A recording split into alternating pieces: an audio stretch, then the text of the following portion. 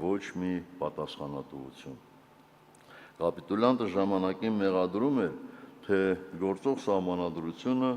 Սերժ Սարգսյանի հագով կարված կոստյում է։ Իսկ հիմա արի ու տես, որ պատրաստվում է մեր սահմանադրությունից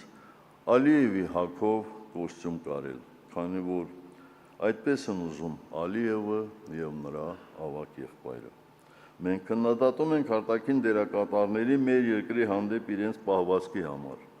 բայց պետք է նաև ինքներս մեզ հարցնենք, ինչու է միջազգային հանրությունը այդպես վարվում։ Պատասխանը դաժան է,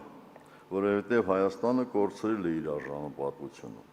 որովհետև սրանք մեզ դարձրել են մի երկիր, որին կարելի է հրել դեպի դուռը, որովհետև սրանք մի կողմից ձախողում են փոխշահավետ, կրկնում են փոխշահավետ, ինստիտուցիոնալ կապեր ստեղծել է Արևմուտքի հետ, իսկ մյուս կողմից փչացնում փոխադարձ հարգանքի վրա կառուցված հարաբերությունները Ռուսաստանի հետ։ Մինչդեռ արտաքին քաղաքականությունը չպետք է վերածվի այլ երկրների հետ այնպիսի հարաբերությունների, երբ քո երկրի տարածքում ուրիշները միայն սեփական կենսական շահերն են առաջ մղում, թքած ունենալով քո իսկ շահերի վրա։ Սա արդեն արտաքին քաղաքականություն չէ, այլ օտար շահերի սպասարկմամբ արտաքին թելադրանքի ընդունում։ Եկեք նայենք այսօրվա կամ ինչպես սրանք են սիրում կրկնել իրական Հայաստանին։ Աշխարհակական առումով մենք մեկուսացած ենք։ Ռուսաստանի հետ հարաբերությունների ճգնաժամը թաքցվում է կամ մինչև այս վերջին 2-3 օրը թաքցվում էր հեշտ փողերի եւ արհեստական խթանիչների վրա ադրճրած ապրանքաշրջանառության հետևում։ ՀԱՊ անդամակցությունը սառեցված է, բայց մենք ոչ մի այլ անվտանգության երաշխիք չունենք որևէ տեղից։ Հարևան Իրանի հետ երբեմնի բարիդրացական հարաբերությունները վերածվել են վախվորած անդեմ հարաբերությունների, երբ վախենում են անգամ ժամանակին ցավակցություն հայտնել այդ երկրի հոգևոր առաջնորդի եւ ռազմաքաղաքական ղեկավարության մի շարք ներկայացուցիչների զոհվելու կապակցությամբ։ Եվրամիության դիտորդական առաքելությունը արդեն համոզվել ենք, դիտում է, բայց չի պաշտպանում։ Ու դեռ հարց է, թե ինչ ճակատագիր կունենա ապագայում։ Ամերիկյան գործընկերությունը, որը հայտարարվեց մեծ աղմուկով, պայմանավորված է կես խաղաղության օրակարգի, նույնն է, թե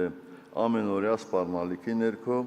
Ադրբեջանի նվաստացուցիչ պայմանների ընդունմամբ, որից մենք ոչինչ չենք ստանում։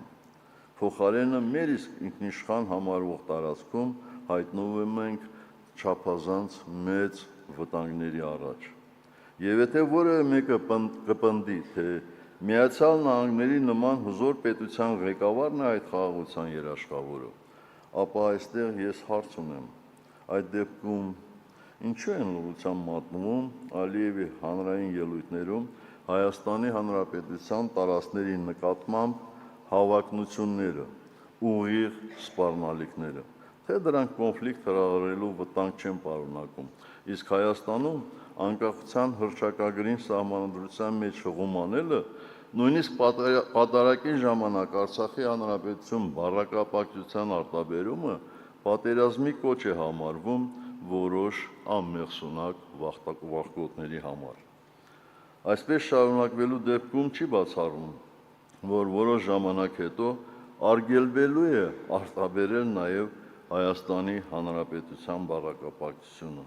փոխարենը ոչ կոնֆլիկտային է համարվելու Արևմտյան Ադրբեջանը, բա հո խաղաղությունը հարվածի տակ չեն դնելու։ Միգուցե սա մի քիչ չափազանցություն է, բայց ցավոք սրտի այս 8 տարիների ընթացքում մենք տեսանք գործողություններ, տեսանք երևույթներ, որ որևէ պարագայում մինչ այդ մենք չէինք կարող պատկերացնել։ Հարգելի գործընկերներ, նախորդ համագումարից հետո մինչև